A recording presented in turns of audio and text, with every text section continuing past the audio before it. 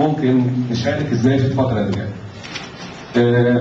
أول حاجة ده كاريكاتير ناس اللي هدت الجزء الأعلى من الهرم، الهرم مكتوب عليه أوتوكراسي، هو نظام حكم أوتوقراطي، معلش أنا آسف على الحاجات دي، وفي ناس بتتثابت تحط إيه مكان الهرم اللي اتشال، ففي ناس شايلة حاجة هتخلي الكلمة ديمقراسي، وفي ناس شايلة حاجة هتخلي الكلمة ثيوقراسي. أوكي؟ وده اللي إحنا قلقانين منه. هنترجم هو الترجم، فبالتالي قبل ما نتكلم ده كده حاجة يعني نتسلى بيها كده يعني. تمام؟ قبل ما نتكلم المفروض علشان نعرف نفهم بعض المفروض نتكلم نقول شوية تعريفات. ويعني سوري إذا كانت التعريفات الناس معظمها عارفينها بس هنقولها بسرعة. لما بنيجي نتكلم عن الدولة، تمام؟ ساعات كتير قوي الناس بتخلط الدولة بالحكومة. مفهوم الدولة هي الأرض وما عليها ومن عليها. تمام؟ فالدولة المصرية تشمل الإقليم الجغرافي، تمام؟ اللي هو لما نيجي نحب نتكلم عليه اسمه البلد، وتشملنا احنا كناس وتشمل ثروات البلد، فدي مفهوم الدولة. تمام؟ البلد قلنا الإقليم الجغرافي، الأمة اللي هي الناس. علشان كده الناس ممكن نقول حاجة مثلا زي الأمة الإسلامية لأنها تجمعهم اعتبارات مشتركة. يبقى الأمة يعني ناس، أوكي؟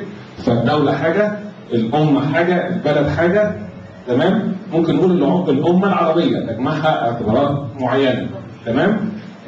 لكن هي مش الدولة، الأمة مش الدولة، أوكي؟ ولا البلد هي الدولة، والأهم من كده الحكومة مش هي الدولة. يعني انت لو ضد الحكومه انت مش ضد مصر. اوكي؟ الحكومه مجلس الوزراء ببساطه. تمام؟ نكمل معلش في التعريفات. الدستور هو تاسيس سبقني وقال الدستور هو يعني اصطلح عليه في الدوله الحديثه انه اسمه العقد الاجتماعي.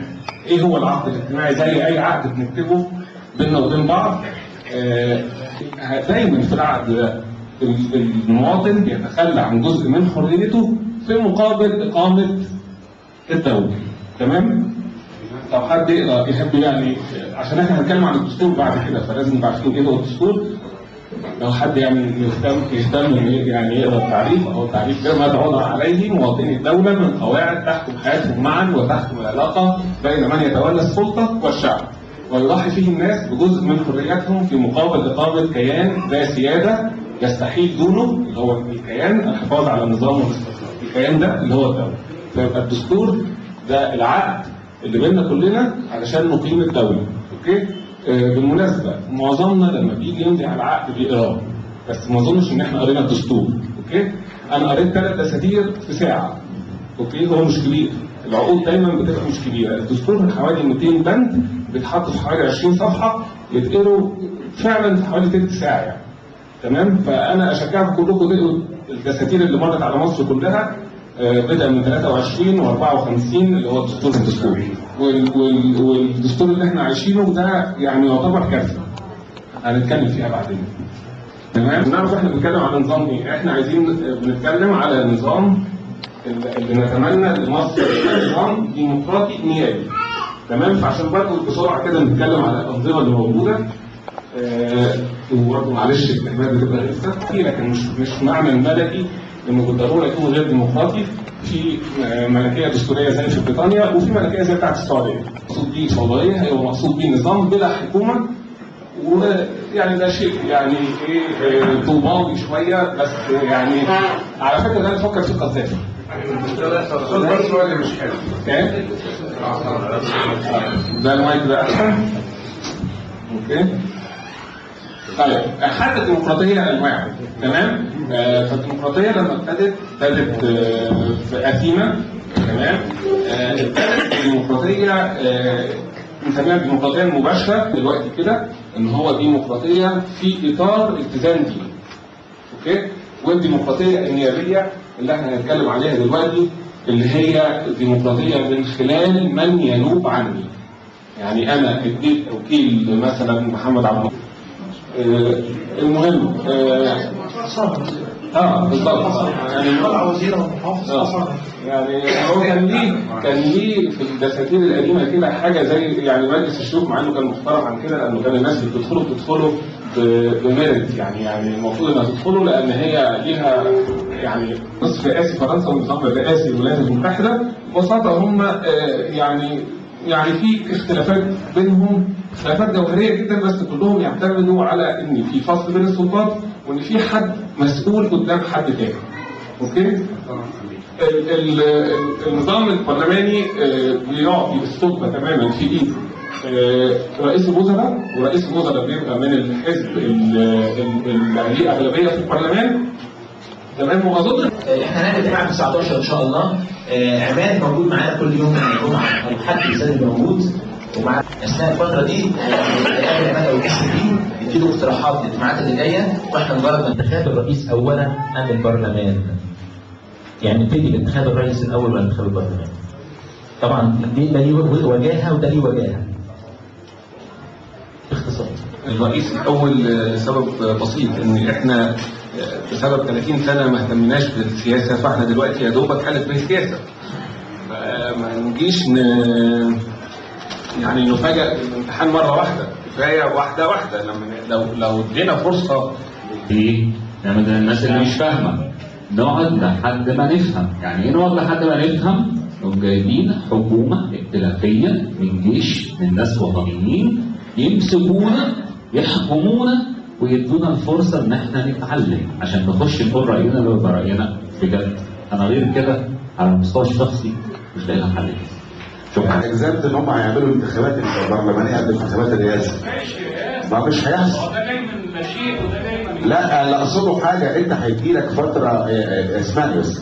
انت لما تحصل انتخابات رئاسيه ويبقى كل القوى بتاعت يا جماعه عملنا انتخابات رئاسيه متفقين، جاي رئيس جمهوريه ب 36 ماده بقى دكتاتور تاني، شيله بقى يا عم. لا الموضوع مش كده. مساحة فاضية، اللي هيحصل ان هيبقى اخوان واللي في وطني واللي في وطني هيتهرس، مش هعرف يرد.